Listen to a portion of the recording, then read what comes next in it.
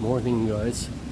We have another really baking day here in Chiang Mai, and it's so hot that I could not be bothered going anywhere. Even at the pool, it's too hot if the sun gets you. So I decided I'm going to tell you another story. One where I decided to go to ride a motorbike from Europe all the way to Kyrgyzstan. I had to do some business in Czech Republic anyway. I had to take care of some real estate issue, and so I had decided, because I talked to a guy who's done this previously, so I decided that I would go buy me a road bike, a cruiser, and embark all the way to Kyrgyzstan and Tajikistan. And let me find a cafe and tell you this story on this hot day. Okay guys, so it was, I think, the summer of 2018, if I'm not mistaken, and after I completed my real estate transaction in the Czech Republic, I decided to get me a big motorbike, as I mentioned earlier, and make this journey all the way to Kyrgyzstan and possibly Tajikistan.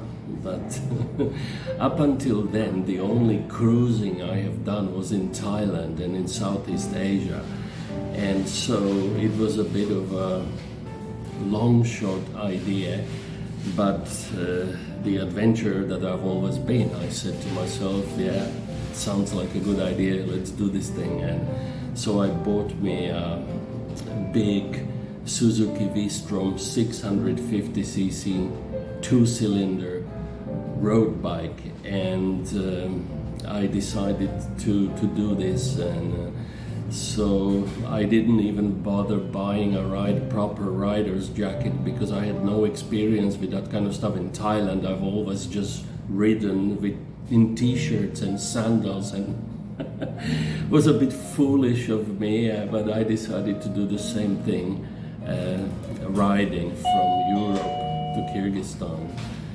And so I only had the minimum equipment, just a raincoat, rain jacket, and sand flip-flops, Crocs type flip-flops, and a light helmet. And I decided to do this journey. I spent the night before the journey in my friend's house in Slovakia, and the next morning I set off on this trip. And it took me to the southern border of Slovakia with Hungary, and I continued across Hungary and into northern Serbia, and then across Serbia. Riding on these nice, relatively good quality highways was just fine for this kind of motorbike, but not afterwards.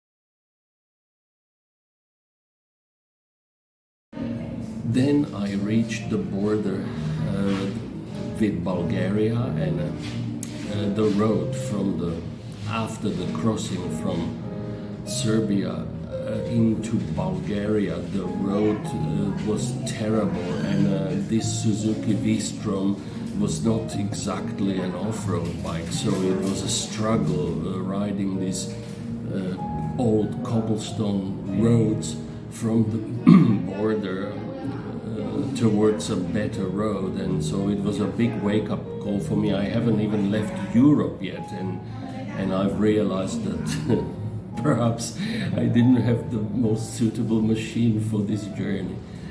And so anyway, I made it across these poorly maintained roads and until I reached the proper highways, and I just cruised across Bulgaria. It took me less than a day to reach the southern border, with Turkey, and I spent the night in a small hotel very near the Turkish border, and then I made it across into Turkey.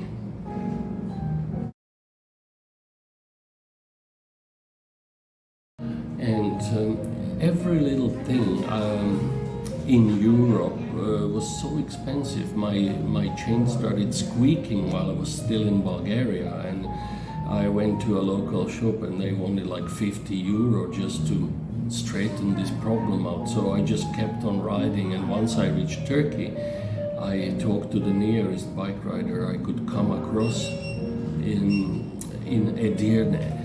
And he just said, yeah, sure, we can help you, just follow me. My friend has a motorbike shop. So I followed this guy to the street, literally a shop laid out in the little alleyway in Turkey. And they just fixed the chain, they put some oil, they tightened it up. And you know what? They didn't even want to take any money for this.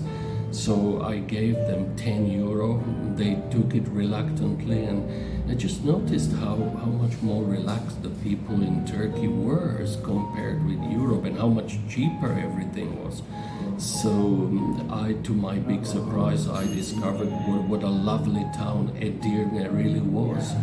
And I explored this ancient town. It used to be the old capital of Turkey at one point in time, if not the Ottoman Empire. So beautiful town with wonderful old town and loads of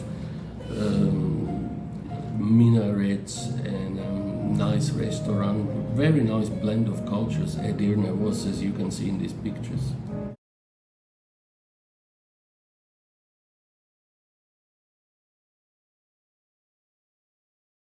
After Edirne, the fun started. I went across Istanbul, through the iconic Istanbul Bridge, and I crossed into Asia proper. And Turkey was just wonderful. The people were extremely friendly and helpful everywhere, and the countryside started to get a bit more rocky. And I followed through the mountainous northern part of Turkey and spent the night in little hotels and ate some local food in these along the mountain roads, and a good part of the trip was along the Black Sea, northern coast of the Black Sea, many beautiful little towns, and I spent the night in a beautiful hotel. And this is a time when the Turkish currency started to crash.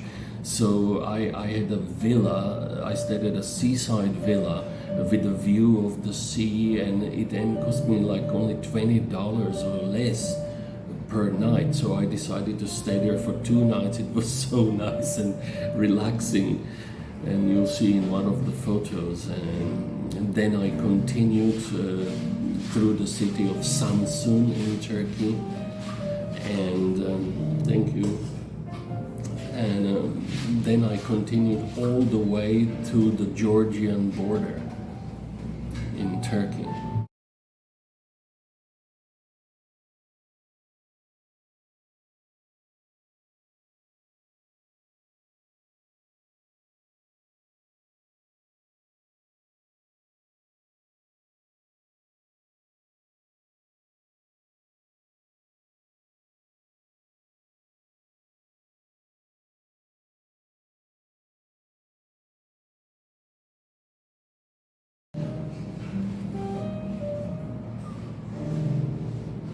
Oh, cannot be the morning coffee in a nice aircon cafe. And on the border, crossing into Georgia, I ran into a young couple on the same type of motorbike, the Suzuki V-Strom. So we crossed the border together, and we ended up having breakfast at a cafe. And these were very nice people. I think there is a photo somewhere of me sitting with these guys. And so trip through Georgia was very interesting. The country is kind of an anomaly, not really Asian and not really European, something in the middle, but people are very friendly, food excellent, and huge mountains. And so in order to cross from Georgia to Azerbaijan, one had to go across a mountain range with narrow roads, and as well as my bike performed up until then, it just had to happen in the mountains of Georgia, where my relay electrical problem started, and there was some problem with the starting. I forgot the name of this part, but I couldn't start the bike, so then a couple of Turkish guys pushed me, and the bike had to be push started. Then it only started, and luckily there was always someone to push me. And when I reached the capital of Georgia, Tbilisi, I went to a proper bike shop, and they didn't have the part for my bike, but what they did do is they connected two wires and let them stick out of the bike, and if I put the key in the ignition and turn it, and then I just touch those two cables together, the bike would start. So across all of Georgia, I had to ride in this fashion.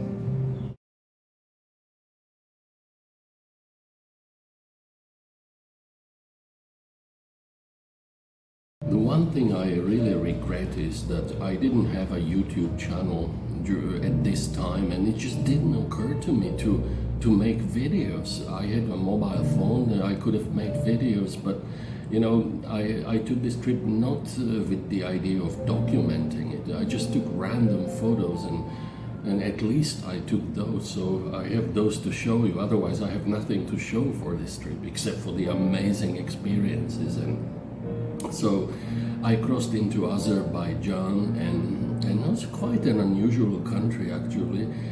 Just long roads and nothing really interesting until I reached the capital city, and then I found out that I had to take the ferry to cross from Azerbaijan into western Uzbekistan, if not Kazakhstan. Kazakhstan actually. And so it turns out that the ferry could not go for a couple of days due to bad weather, and so I got myself holed up at a port hotel, and that's where the journey started to get more fun, because I ran into a whole bunch of other bike riders. They didn't know each other either. It was just some were like two friends riding, and then there was another three friends, and the rest of them were just single riders like myself. But we had enough time on our hands that we really became friendly with each other, and we were hanging out at the port cafe and waiting for the trip. So this was really nice, and it really got the feel of an adventure at this point. And so 3 days we were waiting at the port and playing cards, exchanging stories, and when finally the boat was ready, we got onto this ferry boat, and it was quite something, because in the evening we all got on the top deck of the ferry and we drank wine. Everybody brought something, and we had a huge party, and during the night trip across the Caspian Sea, and this was wonderful. And then of course we went to sleep, and in the morning we had to clear the customs, and we entered western Kazakhstan. And my problem started because the Suzuki V-Strom, being a good bike and sturdy bike and everything, it was so bloody heavy. I would never ever ride a bike of this weight or size. It's, you know, many people think that for a long distance trip you need a big strong bike. That's nonsense. It's just a baggage, that's all it is, because you don't need it. Any 200, 300, 400 cc bike will easily do the trick and do it better than this big cruiser. The big cruisers are only good for European or American highways where the road quality is good, where you basically just ride on good quality roads. You can go really fast. For that, it's good. But to go on any adventure outside the Western countries, forget it. It's the biggest mistake you can make. All you need is something like the Honda 300 CRF or something of this type, and that's all you need. So the roads in Western Kazakhstan, once we left the port city, were quite bad. There was just holes, and it was difficult to dodge it with this heavy bike. The Suzuki V-Strom was so big and so heavy, I struggled to get on it and get off it, and just keeping it upright, and avoiding any bumps was almost impossible on a machine like that. So we rode all the way until Western Uzbekistan, where we crossed into Uzbekistan, and we continued along the ancient Silk Road through Uzbekistan.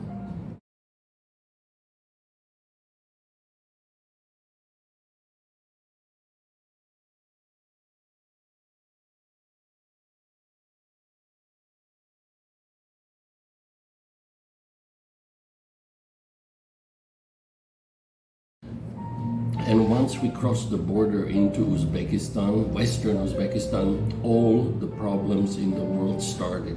They were building a new highway. You could see nearby the construction going on, but at the time there was only the old road, and because of the Aral Lake, which once covered the area, the surface of this road was kind of oily, kind of very smudgy and very slippery. And with my with fully loaded Suzuki V-Strom, oh boy, I struggled to go 30 kilometers per hour on this completely broken road, as you can see from the photo. The cars and even bikes were mostly riding on the sides of the road because the road in the middle was so broken.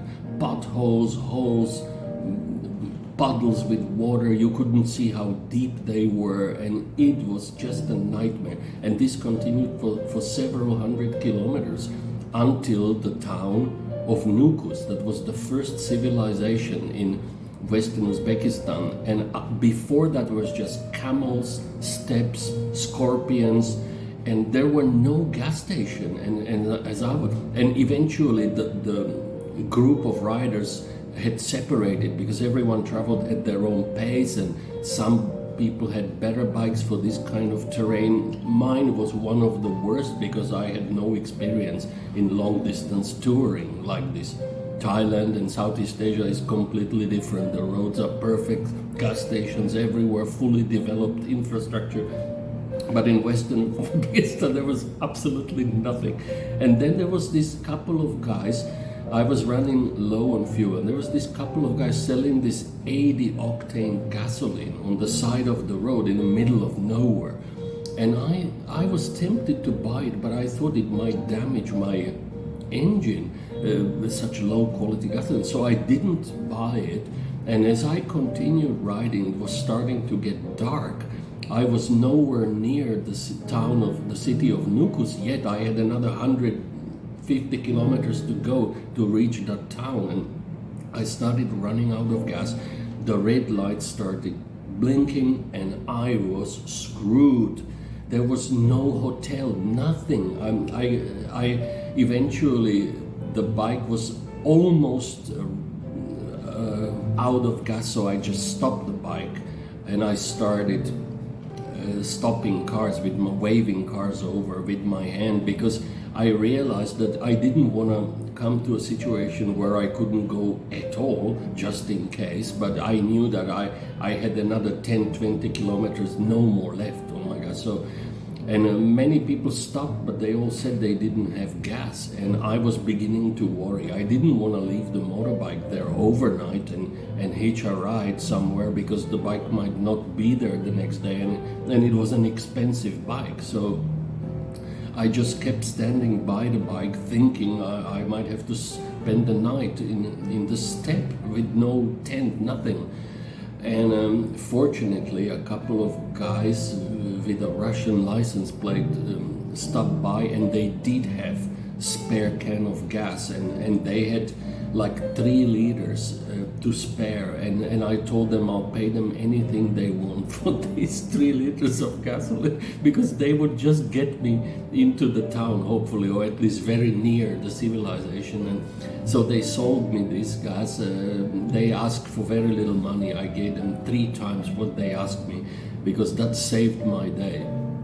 And so as I started riding, and finally I had enough gasoline, but then the road was so slippery, and as it was starting to get darker, it was difficult to see, and I couldn't, I kept trying to keep the bike upright for miles and miles of this terrible slippery road, and finally at this point I just couldn't keep it up, and the bike slammed on its right side at a very slow speed, but it hurt. I hurt my leg pretty badly, not too serious, but it was painful. There were bruises and scratches, and it was painful. And just on the big toe with which I was changing gear, that's where I get hurt as well. And from that point on, it became a pure nightmare, this trip.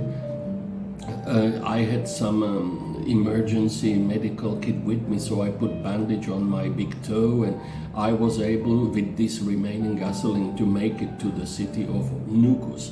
It was already like 8 p.m. when I finally arrived, all beat up, bruised up, dead tired, stinky, sweaty.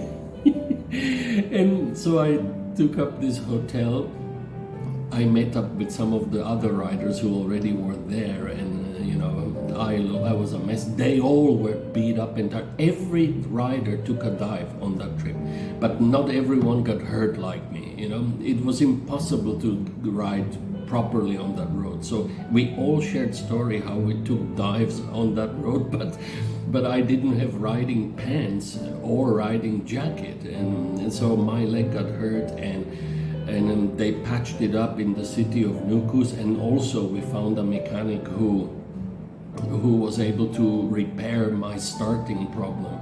So my leg patched up and the bike patched up. I continued driving along the Silk Road through the cities of Samarkand and places like that. It was absolutely fascinating, the old architecture of the place. So people very friendly and helpful in Uzbekistan, and so it was a wonderful trip, and I would recommend it to everyone, but you have to have the proper shoes and the riding pants. This is not a ride that you do like you're riding across Thailand, that I learned the lesson the hard way, but I still don't regret taking the trip. And so I still enjoyed a lot of the ancient temples and everything the old towns like Samarkand had to offer, and it's definitely worth paying a visit or taking even a ride through Uzbekistan, but not so ill prepared as I was. And so I made it into Kyrgyzstan, and I decided not to continue to Tajikistan because my leg just was not well. It was painful changing gears, and so in Bishkek I called it the end of the ride, but it was a wonderful experience, and I wish I had taken videos. It never occurred to me to start a YouTube channel, so I only took random photos, but I'm glad I at least took them. So here are the photos in Kyrgyzstan, and thanks for listening, and this is my story about my trip to Central Asia on a big bike. See you later, bye.